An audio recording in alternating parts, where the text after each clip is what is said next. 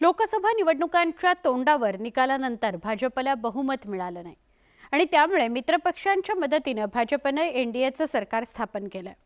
एनडीएचं सरकार स्थापन झाल्यावर अवघ्या 24 तासांमध्येच राष्ट्रीय स्वयंसेवक संघाचे सरसंघचालक डॉक्टर मोहन भागवत यांनी सत्ताधाऱ्यांना कानपिचक्या दिल्या।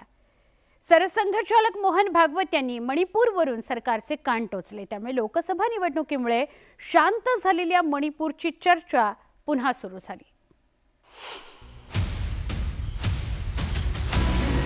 राष्ट्रीय स्वयंसेवक संघाच्या कार्यकर्ता विकास वर्ग द्वितीयचा सोमवारी समारोप झाला। नागपुरातील या सोहळ्यात सरसंघचालक डॉक्टर मोहन भागवत यांनी स्वयंसेवकांना मार्गदर्शन केलं। याच दरम्यान सरसंघचालकांनी भाजपला वेगवेगळ्या मुद्द्यांवरून कानपिचक्या दिल्या। खऱ्या सेवकाला कधीही अहंकार नसतो असं वक्तव्य सरसंघचालक डॉक्टर मोहन भागवत यांनी यावेळी केलं। तसंच लोकसभा निवडणुकांच्या काळात झालेल्या द्वेषपूर्ण प्रचारावरूनही भागवतांनी खडे बोल सुनावले। वो कर्म करता है लेकिन कर्मों में लिप्त नहीं होता, उसमें अहंकार नहीं आता कि मैंने किया, और वही सेवक कहलाने का अधिकारी रहता है।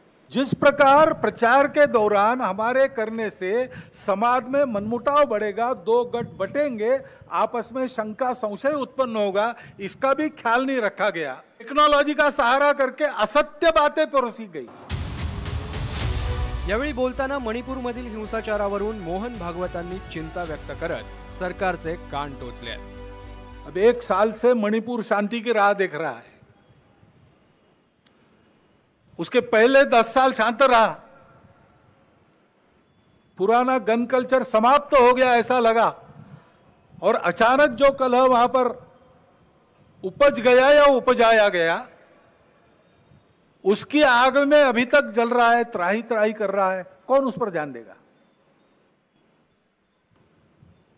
प्राथमिकता देके उसका विचार करना ये कर्तव्य है।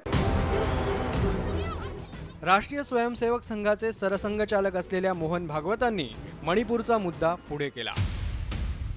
त्यामुळे आता विरोधकांनी सत्ताधाऱ्यांना लक्ष करायला सुरुवात केली आहे। तो बोलिए सरकार को हटाइए, बोल के क्या होता है?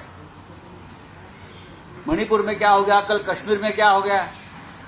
मोहन भागवत जी आदरणीय है, बोलते हैं, लेकिन सरकार तो उनके आशीर्वाद से चल रही है ना, बोलने से क्या होता है? मणिपूरमध्ये मुख्यमंत्र्यांच्या ताफ्यावरही हल्ला झालाय, याचा अर्थ काहीतरी कुठेतरी चुकतंय ना। आणि मणिपूर बद्दलचा मही आदेश काढत आम्ही किती वेळा चर्चा मागितली।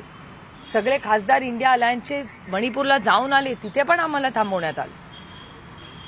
त्यामुळे मणिपूर हा भारताचा अविभाज्य भाग आहे, त्यांना अशी ट्रीटमेंट का दिली जाते? सरसंघचालकांच्या या विधानानंतर सत्ताधाऱ्यांची काहीशी कोंडी झाल्याचं पाहायला मिळालं। पण सरसंघचालक हे पालक असल्याचं सांगत भाजपच्या नेत्यांनी त्यांच्या विधानाला थेट प्रत्युत्तर देणं टाळलं। घरामध्ये समजा एखादी गोष्ट घडली तर त्यांचा अधिकारच असतो की त्याने म्हणणं की बाबा म्हणजे सगळं घर जर गुढीगुढी चाललं, काही झालं तरी वा उत्तम उत्तम उत्तम उत्तम, तर त्याला काही नॅचरलनेस म्हणता येत नाही।